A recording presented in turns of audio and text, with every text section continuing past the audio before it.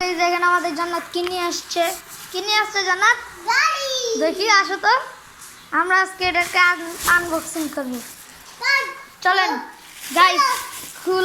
খুলেন ভাই করে জান্নাত দেখেন আর গাড়িটা দিয়ে কাকি দাও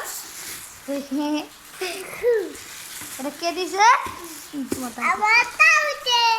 দাদি দিছে খুলো এই দেখেন গাইস আপনারা যারা এই যে এরকম প্রোডাক্ট নিতে চান তারা আমার কমেন্ট বক্সে যোগাযোগ করবেন আমি তাদেরকে মন করে এটা কিনছি